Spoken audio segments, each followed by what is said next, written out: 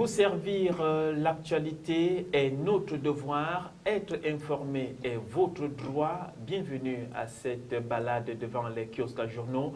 Bienvenue également à vous, Bintou Akoum. Merci Serge Tetka. Mesdames, Messieurs, bienvenue à la revue de presse de cette édition du mercredi 11 septembre 2013. Et nous l'ouvrons comme chaque fois par le journal de la rue des aéroports, Cameroun Tribune, le quotidien national bilingue, qui nous parle cette fois-ci du monde des affaires, plus précisément dans l'économie, et incitation à l'investissement privé.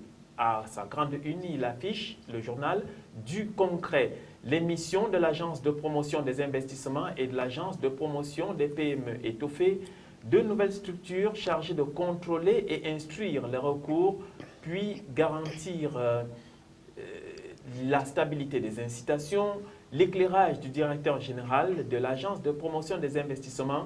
Tout ça, c'est à retrouver en page 9 du quotidien Cameroun Tribune. Les élections municipales et législatives seront... la campagne, c'est dans 4 jours. Et à la grande une du quotidien Le Messager, c'est avant la campagne. Le RDPC courtise ses indécis et adversaires. Paul Biya instruit le renforcement de la campagne chez les députés des investitures. C'est à retrouver à la page 4. À quelques pas, à quelques jours de la campagne de ce double scrutin, le Messager nous dit ce jour que les bulletins de campagne sont truffés d'erreurs. De quoi s'agit-il exactement? Par exemple, à Monatélé, pas de nom de la tête de liste. Une personne décédée dans les bulletins du parti de Maurice Kamto, c'est à retrouver en page 3. Autre titre à la une du quotidien Le Messager, c'est Yaoundé 6e, le préfet contre le remplacement du maire décédé. Les bureaux de feu Adjessa et Melingui sont toujours scellés. On quitte la politique pour parler de management avec André Siaka qui quitte les brasseries du Cameroun. Et le Messager nous trace la trajectoire d'un métronome qui a dirigé la SABEX durant 25 ans. Sortons du quotidien Le Messager en santé avec la une. Insuffisance rénale, 11 malades meurent au centre hospitalier universitaire, le CHU. Et c'est à cause de dysfonctionnement intervenu au centre d'hémodialyse. Le journal de Xavier Messé est également présent ce jour et nous parle de l'entreprise ou de l'entrepreneuriat. André Siaka quitte les brasseries du Cameroun. Après un quart de siècle comme directeur général de la SABEX, l'ancien patron du JICAM vient de prendre cette décision. Ambiance dans les agences de Yaoundé et Douala, portrait et questions sur son avenir. À lire aussi à la une du quotidien Mutation Biya que le gouverneur est accusé d'abus de biens sociaux. La dénonciation est du personnel domestique qui s'estime floué. Mutation parle de manœuvre. Comment Biya sème la zizanie chez les Aïdjo? Le rapatriement des restes de l'ancien chef d'État toujours dans l'impasse. Et on peut voir Aminatou Aïdjo qui est au devant des spotlights depuis vendredi dernier. Mutation relaie l'information sur Mouanko. 8 enfants disparus sont retrouvés. Le 9e reste introuvable après 11 jours de recherche. Et à titre de rappel, les 9 disparus avaient quitté le 30 août dernier. Bien sûr. Et fort heureusement, ils ont été retrouvés. C'est vrai qu'un manque à l'appel. Nous nous déportons tout de suite à l'international et nous atterrissons à la une du Figaro pour parler du dossier brûlant de la Syrie. Obama et Hollande cherchent à éviter les frappes. La Maison-Blanche a accepté de s'engager dans des discussions à l'ONU et la France a posé des conditions pour obtenir des garanties après la proposition russe de neutraliser l'arsenal chimique de la Syrie. Le Figaro parle aussi de fiscalité. Le gouvernement piégé par la baisse du pouvoir d'achat. Alors que le ras-le-bol fiscal s'exprime ouvertement, Matignon cherche à contrer la baisse du pouvoir d'achat et serait prêt à lâcher du lest. Les ministres donnent maintenant des signes aux ménages pour montrer que leur pouvoir d'achat est l'objet de leur attention. Des mesures sont à l'étude, retour à défiscalisation, des heures supplémentaires, chèque énergie, hausse de la prime pour l'emploi.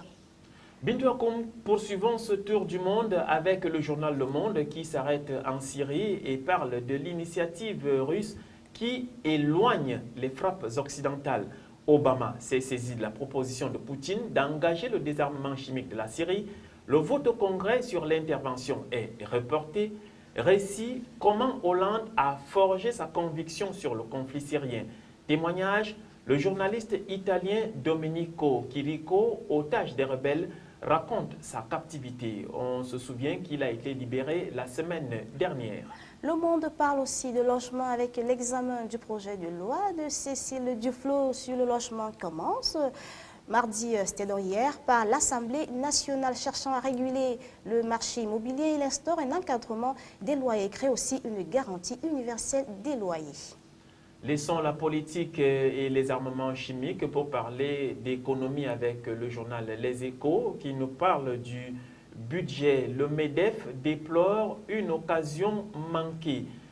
Le patronat estime que les taxes sur les entreprises vont encore augmenter de 2,5 milliards d'euros.